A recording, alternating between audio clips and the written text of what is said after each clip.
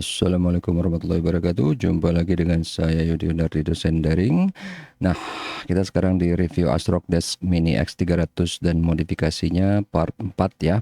Kalau kemarin dibagi di part 3 bagian terakhir kemarin apa? Ya, saya udah mulai mau mau ganti Delta fan ya. Mau ganti fannya dengan fan Delta, mereknya Delta namanya. Nah, ini adalah si heatsink yang saya bilang itu harganya cuma 1450 satu biji. Jadi kalau 2 2900, kalau 4 berarti berapa? 29 4 5800 gitu ya. Nah, ini kenapa si fan deltanya nggak bisa taruh di dalam ya? Lihat itu ada panahnya, si sodimnya ngalangin, makanya harus ditaruh di atas kayak gini ya. Jelek sih bentuknya, cuman ya udahlah. Nah, ini hasilnya bagus, lumayan gitu ya airflow-nya, apalagi ditambah sama yang samping masuk, atas keluar gitu kan. Nah, ini terus sama USB port-nya akhirnya taruh di luar karena ngalangin si kipas deltanya itu untuk di atas ya. Ngalangin airflow sih sebenarnya, bukan ngalangin apa-apa. Jadi supaya airflow-nya bisa lebih banyak gitu ya. Nah, ini heatsink yang saya ambil biasanya ini emang dijual buat peralatan elektronik dan itu pakai apa? Lem thermal ya. Lem thermalnya juga murah kok. Nanti saya kasih lihat ininya. Cuman itu lama loh keringnya. Jadi saya tungguin 5 menit ternyata belum kering gitu pas diangkat tadi kan. Jadi emang dia tadinya saya pikir jangan-jangan nih jelek nih lemnya nggak bekerja atau gimana. Tapi emang dia lama banget keringnya. Kalau saya nggak salah tuh yang pasti lebih dari setengah jam. Bisa sampai sejam mungkin ya. Anggaplah sejam. Nah, ini dikasih heatsink yang tebal itu bukan buat apa-apa, buat ini aja, buat neken aja sih, buat neken aja dianya. Jadi biar biar biar apa namanya, biar rapet ya, istilahnya biar rapet gitu. Nah, jadi itu makanya kenapa itu heatsink tebal dapat dari mana zaman dulu waktu zamannya Vega Card masih culun ya. Itu jadi ada saya beli Zalman atau apa, itu gila heatsinknya gede, gila-gilaan banget ya gede. Ini cuma heatsink yang terkecil loh ya. Jadi dia ada heatsink pakai pipe juga tapi itu gila gede banget, tebal banget. Dan zaman dulu dibikin sandwich gitu depan belakang gitu ya, balah ya paling VGA dulu apa sih, Riva TNT 2 gitu kan. Cuman ya udahlah dulu karena lagi pengen coba ngoverclock, dulu baru sih awal-awal ya ngoverclock VGA tuh masih kayaknya heboh banget gitu. Nah, ini yang produk yang udah jadi akhirnya gitu ya. Jadi si USB portnya tetap tapi dia taruhnya di luar. Ini yang saya pakai, settingan saya pakai sampai sekarang gitu ya. Kemudian fan deltanya di atas gitu. Dan ini kan fan delta tuh ada fan delta itu ada banyak ya, hati-hati milihnya ya. Maksudnya kan buat server ya, server kan nggak peduli karena wattnya gede kan. Jadi jangan pilih yang kayak 2 ampere, 4 ampere, 5 ampere, jangan gitu ya. Pilih aja yang ya seukuran lah ya, kali masa mau pakai di sini ntar jadi kayak helikopter terbang gitu kan, nggak lucu. Jadi pakai aja yang 1 amperan atau di bawah ya. Ya 1 ampere lah cukup, 1,5 mungkin atau 1,6. Yang saya pakai ini kalau nggak salah 1,6. Cuman ya itu tadi kan, make sure bahwa ini si motherboardnya cukup ya, wattnya kuat ngangkat. Karena kan ya berapa sih powernya? Ini kan pakai kayak adaptor gitu ya, power brick ya. Power brick coba saya lupa ya ini berapa sih, 65 watt apa 100 something watt ya. Tapi kan ya elah cuma 100 sekian, sementara prosesor sekarang ada yang TDP-nya buat prosesor aja bisa sampai 130 sampai 300 watt gitu kan. Apalagi VGA dong ya, udah RX 3090 nggak mungkin cuma 100 watt ya nggak. Nah, ini jadi karena kipasnya baru cuman 2, jadi saya pakai portnya si untuk fan yang ada di motherboard tuh kepake.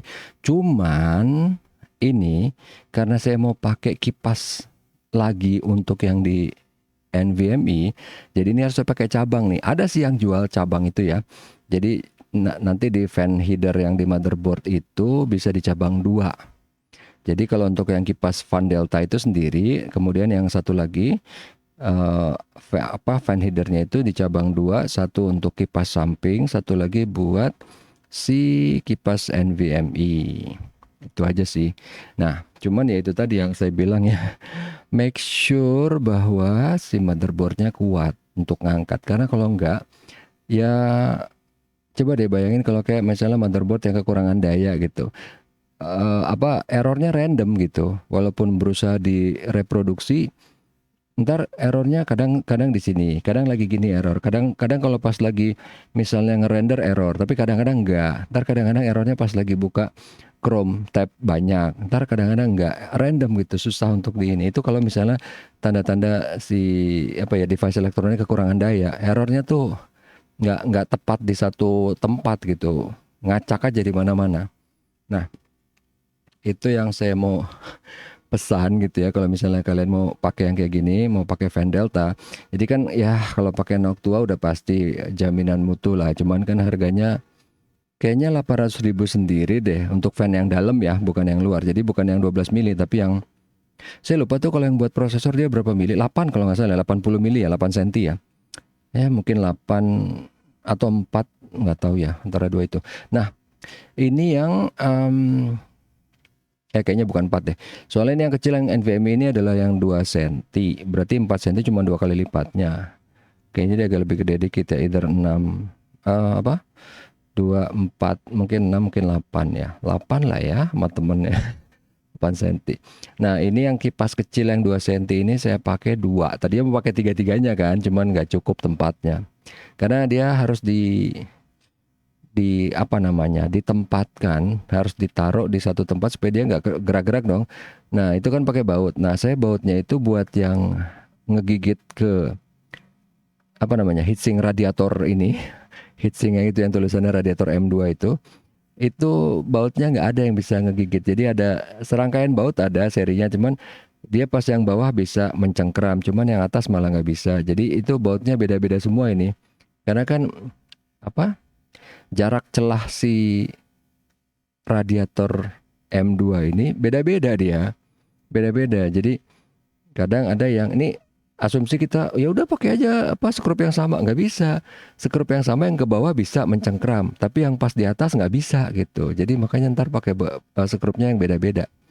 Itu dia sih masalahnya waktu pas mau masang kipas buat si NVMe ini. Karena kenapa dipakein kipas? Oh wajib pakai kipas. Si Vigen ini panas banget, dia cepet secepat si Samsung Evo, cuman dia panasnya nggak ketulungan. Ya udah nggak apa-apa biar aja. Oh nggak bisa, udah pernah nyoba di Partika kemarin udah bilang kan, kalau udah pakai sampai panasnya 100 derajat Celcius, kemudian dia tadinya kondisi kesehatannya dari 100% langsung turun tuh.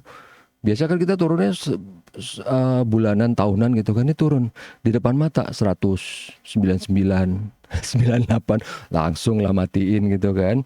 Berarti dia kepanasan banget, itu harus di kasih heatsink yang lebih bagus gitu. Makanya kenapa akhirnya nyari-nyari lah buat NVMe, ternyata mahal banget ya apa heatsink buat NVMe itu. Ini udah yang paling lumayan gitu, yang lain ada yang 300, 400, 500, berapa lah pokoknya harganya nggak sopan gitu ya. Nah ini lagi apa mau nyabangin, kan tadi nyabangin fan header udah kan. Nah kan kita perlu buat ini dong, buat ngambil daya dari si colokan jacknya itu, jacknya yang dari fan header untuk ke fan fan kipas ini ya, fan Delta itu kan rata-rata pakainya, coba pakainya berapa, 4 pin kan, 4 pin karena kan plus minus, terus satu buat indikator RPM, satu lagi buat adjusting speed gitu kan. 4 dia, kalau zaman dulu 3 cuman sampai buat indikator RPM aja. Nah kalau ini 4. Sementara nih kalau kipas yang culun yang ini yang 2 cm kan cuma 2 kan. Makanya ini saya lihat dulu nih bisa perlu dimodifikasi apa enggak, apa colok yang 2 aja langsung, karena kan dia duanya pas di sebelah ujung kan, ujung kiri atau kanan gitu kan, tergantung kita lihatnya dari mana. Nah ternyata bisa dong. Cuman itu kan berarti cuma buat satu kipas kan. Ini kan mau 2 kipas dicagak kan. 2 kipas dicabang gitu kan. Ini cuma satu. Tadinya mikir oke lah satu aja kali ya, repot daripada bongkar-bongkar, males kan. Nah ini lagi mikir ya, satunya oke, satu taruh di mana dong? Tengah, apa kanan, apa kiri, apa di mana? Ini tuh belum tahu bahwa si NVMe itu ada 2 ya, ada controller chipnya ya, chipnya ada controller sama non chip ya. Jadi yang harus didinginin yang mana atau yang mana itu ada nanti apa, saya udah nonton juga videonya, jadi harus seperti apa. Cuman di sini itu saya belum tahu gitu. Sebenarnya dua-duanya harus didinginkan, cuman jangan sampai terlalu dingin. Jadi suhu optimalnya NVMe itu adalah di 40. Simpelnya gitu aja dulu ya. Simpelnya gitu aja. Nggak boleh kurang. Jadi kalau terlalu dingin malah jelek dia, malah lambat. Kalau misalnya 30 derajat itu malah lambat. Ngerusak sih enggak, tapi lambat. Jadi percuma gitu. Mendingan pakai M2 SATA yang biasa aja gitu kan. Nah, ini lihat ya, pas lagi itu kan lihat tuh di sebelah kanan di bawah tangan saya itu kan ada skrup yang satu set gitu kan. Nggak bisa itu. Nggak bisa. Ntar kadang bisa, kadang enggak gitu. Karena kan kisi-kisinya si radiator ini nggak presisi banget, nggak pas semuanya sama. Pas dipakai, oh ini bisa nih, oke.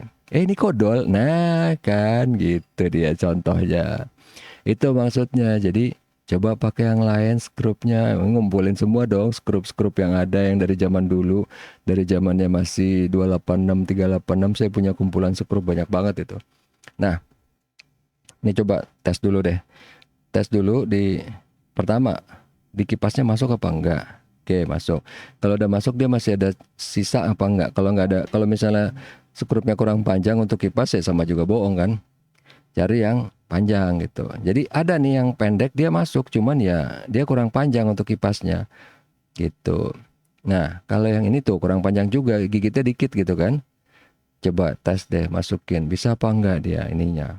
Apa namanya? Waktu dia ini ulirnya bisa ngunci nggak ke si heatsink radiator? Nggak bisa kan? Oke, cari lagi yang lain yang cukup panjang dan diameternya cukup lebar untuk lubang di kipasnya itu. Soalnya kalau dia terlalu kurus malah bisa kebuka juga kan. Walaupun itu masih jauh lebih bagus daripada dia nggak gigit sama sekali ke itunya heatsinknya. Ini emang apa agak-agak PR gitu jarinya karena akhirnya itu skrupnya beda-beda ya ininya panjangnya maupun diameternya pokoknya tipenya beda-beda karena ya pokoknya mana yang sesuai dengan yang bisa masuk, dia bisa nahan kipas dan dia bisa gigit ke si heatsinknya. Nah, lepas lagi kan berarti dia nggak cocok gitu kan. Ini nih masih mencari-cari mana skrup yang bagus karena ini dari skrup bawaan loh, dari skrup yang bawaannya si radiator, walaupun nggak cocok lah ya, radiator kan nggak ngasih skrup, nggak mungkin dia kan heatsink ngasih skrup. Ini kayaknya ngambil dari masih koleksi skrup yang kemarin beli apa dapat skrup pakai gitu kan, sama kemudian ada saya juga beli beberapa gitu waktu itu karena mau pakai untuk buat dudukan kamera atau apa gitu ya, dapat jadi kan harus beli banyak, ya udahlah beli 100 kalau nggak salah. Nah, ini yang lagi diubek-ubek nih. Saya belum ngeliat-liat lagi ke kumpulan skrup yang dari tahun 90-an lah ya gitu. Nah, ini dapat satu nih, bisa tuh kan. Oke. Cuman ya ini nih. Ini kan baru satu kipas ya. Seingat saya sih saya pakai dua nih, pakai dua kipas. Cuman paralelnya itu ya pasti harus diparalel sih. Masa satu doang yang nyala, satu buat buat hiasan doang gitu, kayak RGB buat hiasan doang. Nih satu udah nyolok nih ya. Ini kayaknya mau ngetes dulu nih, satu ini kecolok bener gak sih jalan, polaritinya bener gak sih plus minusnya gitu. Sebenarnya kalau lihat dari warna sih harusnya bener ya, karena kan yang 4 pin itu warna yang pasti kalau merah sama hitam ya. Merah hitam ya pasti hitam, ground pasti. Paling kanan berarti ground. Udah gitu aja. Paling kanan ground. Terus merah sama kuning itu pasti DC. Cuman masalahnya merah sama kuning tuh salah satu DC. Kalau di sini ya, kalau misalnya di Molex, merah sama kuning salah satu 12 volt, yang lain 5 volt gitu kan. Tapi kalau sini kan satu itu yang 12 volt, satu lagi berarti dia yang indikator RPM. Yang paling ujung berarti yang untuk ngeset ini speednya. Saya lupa cuman ada istilah elektroniknya apa tuh di motherboard tuh. Pokoknya yang paling ujung satu itu adalah yang ground, yang hitam. Ujung yang lain itu adalah yang buat ngetes buat ngeset speednya berapa. Mau 20%, 50%, 100% itu loh. Karena pin yang tengah kan pokoknya kan hitam, habis hitam terus DC, habis DC terus baru itu yang indikator RPM. Ini ngapain saya buka lah itunya? Atau mau dicagak, mau diparalel ya? Kayaknya enggak sih. Kayaknya enggak. Soalnya saya nggak bakal tega buat ngapa-ngapain kipas. Ini kan kipas paten juga ya yang di bawah nih. Karena apa nggak sampai hati lah. Kalaupun mau yang di acak-acak pasti ya kipas yang 2 senti itu aja. Walaupun kipas yang 2 senti itu murah, cuman dapatnya susah. Tapi dia murah karena kan nggak ada ya. Even yang Noctua itu paling kecil adalah yang 4 senti. 2 senti ini saya lupa ini waktu itu buat apa ya 2 senti pokoknya ada lah ya, iyalah buktinya ini dapat gitu kan. Jadi kayaknya buat di barang elektronik juga ya sih pastilah. Jadi bukan khusus buat NVMe. Karena kalau yang khusus yaitu saya bilang harga 300-400 sama heatsinknya sama kipasnya.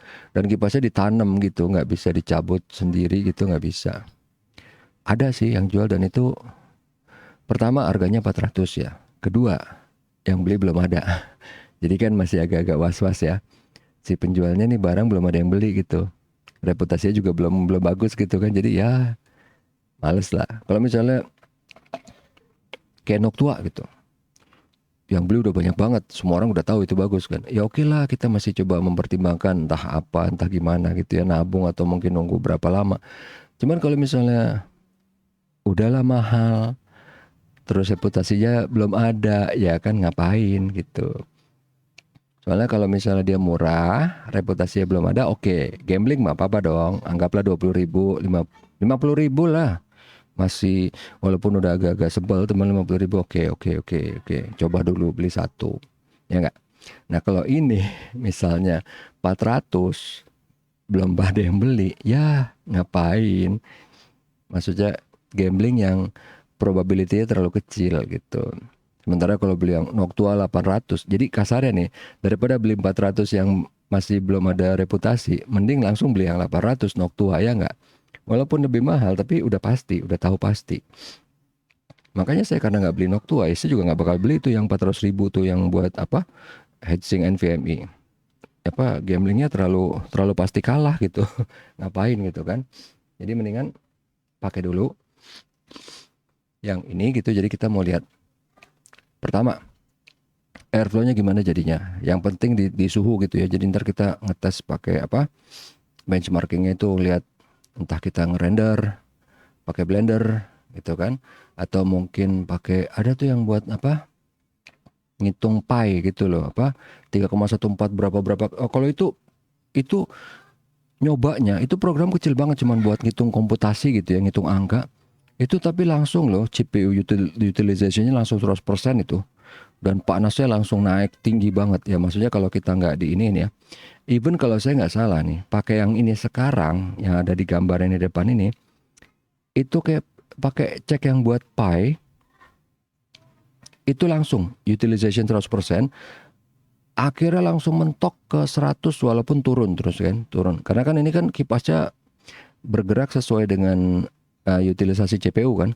Begitu udah 100% langsung dia si fan deltanya ngegas kan, ngegas akhirnya turun dia cuman 90 sekian. Oh, itu udah bagus banget tuh. Karena si Pi itu emang kalau buat CPU dia paling mentok deh, paling mentok. Mau pakai blender, mau pakai apa, times Pi itu nggak ke CPU nggak terlalu parah. Si Pi itu yang paling gila tuh.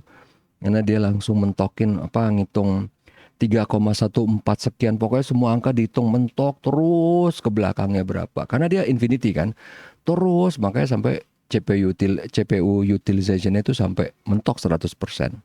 Sampai akhirnya suhu kalau misalnya cuman pakai yang stok itu mentok 100 derajat Celcius loh ya. 100 derajat gitu. Nah, ini pertama lagi mikirin mana yang gue mau potong ya. Karena kan port ada 2, sementara device-nya ada 3. Harus ada yang dipotong ya kan. Kira mau motong yang kipas gede nggak mungkin. Karena kipas gede mau pakai port sendiri dong dia ini kan. Nah kipas yang kecil apa yang samping nih. Samping kayak sayang juga walaupun udah belasan tahun, cuman tetap sayang gitu, masih bagus kan Thermaltake atau Cooler Master gitu kan. Ya udahlah, kipas yang kecil ini yang 2 senti 2 inilah aja digabung di paralel gitu kan untuk pakai satu port. Itulah dia akhirnya yang di apa? Yang saya lakukan di sini. Karena lihat itu ada bekas selotip electrical tape gitu ya yang warna hitam. Itu habis digabung. Tar dulu. Tapi kipasnya baru satu ya. Coba lihat deh. Pilih. Tar. Ini mau ngasih lihat apa sih? Kipasnya kayaknya baru satu, belum ada dua. Nah, ini juga nih apa sih? Heatsink buat RAM-nya, hati-hati kalau misalnya dia kan dia tebel ya. Make sure bahwa dia portnya tuh nggak berdekatan gitu. Tapi biasanya sih kalau untuk yang di desktop kayak gini, walaupun ITX tetap aja dia nggak deketan. Beda kalau sama yang di laptop. Makanya kalau laptop itu kan saya pakai yang lempengan tembaga gitu aja gitu loh. Kecuali yang paling atas. Paling atas mungkin bisa dipakai ini kalau mau. Cuman nggak perlu juga karena laptop kan apa kecuali kita overclock ya atau laptop gaming ya. Kalau laptop biasa kayaknya nggak perlu sampai segini. Saya pakai ini karena saya sudah berencana untuk nge-overclock semuanya. CPU-nya sama RAM-nya gitu kan. Nah, ini masuknya juga ada urutannya nih karena kan di lubang itu udah ada si port USB 2. Kemudian nih jack fan untuk prosesor sama jack fan untuk casing kan. Yang dari motherboard 2 kan, prosesor sama casing. Tapi 2 itu kan saya cabang 2 lagi kan, ya enggak. Jadi untuk casing di cabang 2, satu untuk kipas samping, satu lagi untuk kipas NVMe gitu loh. Nah, ini ngapain taruh di bawah? Oh, biar rapi aja sih, gitu doang. Cuman ini kan nah. Oh, berarti coba. Ini baru mau nyoba, jadi kipas samping nggak dinyalain kayaknya nih. Ya udahlah, nggak apa-apa. Kita nyoba dulu, karena NVMe itu yang paling kritikal, apa sih namanya? Mendesak. Iyalah, kebayang dong ngelihat health-nya dari disk kita yang SSD, NVMe itu SSD ya. 100%, turun 99, turunnya langsung loh di depan mata gitu. 99, 98, udah langsung matiin. Seumur-umur nggak pernah tuh ngelihat health-nya hard disk kayak gitu. Biasanya kan hard disk nggak dipakai lama, pas dinyalain tiba-tiba udah 87% ya. Tapi kan setelah lama tahunan nggak dipakai gitu. Ini di depan mata gitu kan, makanya agak-agak shock juga ngelihatnya gitu. Nah, ini kalau mau melihat heatsink yang saya pakai ya. Ini dia. 1451 kan. Ini heatsinknya. Saya beli 5. Ini lem thermal glue-nya 6951. Cuman ini emang ya murah ya. Jadi kadang-kadang pas beli udah ada yang suka bocor atau gimana gitu ya. Ini lem thermal glue-nya tapi emang karena murah harganya. Cuman buat ngelem itu aja sebenarnya saya lupa sih ada nggak sih yang lain yang bentuknya pasta tapi lem. Kalau ini kan dia ngelem juga gitu. Selain dia mentransfer panas dia ngelem juga. Itu ya, jadi ini heatsink yang saya pakai mini aluminium sama thermal glue-nya. Jadi kalau untuk di RAM tadi contohnya pakainya 4 potong ya. 4 potong. Sementara yang ini yang pakainya satu tuba juga nggak habis sih. Nah, ini ya, itu heatsinknya udah nunggu 15-20 menit ternyata belum kering juga ya. Jadi emang dia setengah jam, sejam lah ya, 45 menit mungkin baru kering. Agak lama emang, tadi saya pikir nggak kering-kering, ternyata kering juga sih. Nah, ini lagi mau ngeliat-liat ada nggak sih yang bisa dicagak atau di streamline atau di apa, ternyata nggak bisa, ini ya udah mentok ya. Jadi emang header fan yang dari motherboard satu itu emang harus cabang 2. Tadi mau nyari-nyari tempat lain nggak ada gitu kan. Kan kalau motherboard yang gede gitu yang ATX atau micro ATX kan bisa ya. Nah, ini ada serangkaian settingan yang saya dapat dari YouTube. Nanti di terakhir saya akan kasih lihat settingannya apa aja kalau mau ikutin gitu ya. Jadi bahkan yang anehnya dia ada yang di undervolt. Jadi voltnya malah diturunin, bukan dinaikin loh. Kita bisa overclock kan dinaikin ya. Ini ada yang diturunin. Cuma nanti detailnya kita lihat sana. Nah, tapi kalau mau lihat sambil, ya ini agak kurang jelas ya, blur ya. Bisa ngeliat dari sini sih frekuensi atau apa yang saya rubah gitu kan di sini kan. Nah, kemudian kalau saya nggak salah frekuensi dibikin jadi manual. Nah, di sini megahertznya dibikin jadi 4000. Kemudian voltage-nya voltage di berapa ya? Kayaknya naikin. Logikanya ini naikin apa turunin nih? Ini kan 1,35 volt ya. 1,35 volt. Kemudian ini masih ngeliat contekan nih. Ngeliat contekan dulu nih. Berapa sih jadinya? Kayaknya ini turun. Yang turun di CPU atau di RAM lah ya. Salah satu turun, tapi yang lainnya biasa naik. Apa ini dibikin 1,4? Kayaknya sih ini kalau misalnya frekuensi naik, ininya dibikin naik. Logikanya gitu sih. Enggak loh, diturunin. Oke. Turunin ya. Ini yang saya bilang berarti di undervolt ya, diturunin. Kemudian untuk SOC itu kayak North Bridge, South Bridge-nya gitu ya. Ini juga lagi lihat contekan sini. Oh, yang auto dibikin jadi 1,050 volt. Tuh. Karena biasanya itu rata-rata 135 ya. Ini berarti undervolt juga di sini. Kemudian nah, ini untuk yang built-in VGA card-nya ya, built-in grafik GPU-nya. Itu dibikin 2300, core-nya biasa sama. Core-nya juga dibikin 128, 125. Nah, yang DRAM ini kan DDR4 3400 MHz ya. Saya lupa PCI berapa nih. Ini kayaknya dibikin manual apa gimana nih, biar bisa disetting timing sama clocknya. Oh enggak, langsung naikin aja dari pilihan sini ya. Tadinya kan 3400 ya. Kalau nggak salah jadi 36. Oke, betul. 36. Kemudian Infinity Fabric-nya ini dibikin jadi berapa megahertz? Tadinya auto gitu kan. Dibikin jadi 1800. Oke, timing nggak diapa-apain. Timing kayaknya iya loh di iniin. Timingnya ini agak panjang nih ya. Nah ini saya nggak tahu nih logikanya dapetnya dari mana nih, dari si YouTuber itu ya. Tapi banyak kok kalau tinggal lihat tadi di apa di YouTube itu banyak ininya yang untuk overclocknya berapa dapatnya yang stabil loh ya, yang stabil gitu. Oh, latensinya diturunin dari 24 ke 18 karena kan tadi apa namanya megahertznya dinaikin kan, fabric bla bla bla juga dinaikin. Latensinya makanya harus diturunin supaya dia bisa dapat gitu. Tadinya kan latensinya dibikin tinggi karena si prosesor cepet banget kan. Dia berarti apa harus ngebuat si prosesornya nunggu berapa cycle 24. Nah, ini diturunin jadi 19 karena si RAM-nya udah dicepetin gitu loh. Raw precharge bla bla bla ya, ini semuanya dibikin apa diturunin semua dari defaultnya standar. Kemudian RAS-nya berapa nih dibikinnya? RAS-nya tadi 56 something nih ya. Dari auto lihat dulu contekan. Tetap auto deng. Oke. Jadi 18, 19, 19 ya tetap auto. Nah, DRAM voltage ini dinaikin. Tadinya kan 12 dibikin 1350. Karena kan biasanya kalau 12 itu untuk yang low voltage ya. Ini dibikin 135. Nah, nggak tahu itu apa. Dia bilangnya sih bikinnya ini jadi tetap stabil gitu ya. Cuman saya ngerasa ini kadang-kadang kurang stabil kalau misalnya digeber habis-habisan loh. Kalau cuman ya browsing buka 20, 40 tab, 50 tab nggak masalah. Tapi kalau kayak udah main game GTA 4, GTA 5 atau mungkin kita rendering atau mungkin apa processing gambar gitu ya. Nah, itu udah mulai nggak stabil dia tuh. Makanya ini agak aneh. 1 2 dinaikin karena kan kalau ada apa voltage-nya RAM ya, SODIMM ataupun DDR4 dia kan udah ada speknya sendiri gitu. Untuk yang low voltage 1,2, untuk yang normal yang biasa yang bukan L. Jadi kan biasanya ada DDR4 sama DDR4L. Yang L 1,2 volt, yang biasa 1,3 something ya, 1,3, 1,35 gitu. Atau 3,3 volt. Yang zaman dulu banget sih 3,3 volt saya ingat tuh. Tapi anyway, ini udah nih ya. Jadi waktu pertama kali saya udah set ini di BIOS, udah. Nah, digeber abis-abisan di sini masih nggak apa-apa karena kan ini baru benchmarking ya, sintetis gitu kan. Jadi kalau di sini itu masih stabil, pure benar-benar stabil, nggak masalah gitu ya.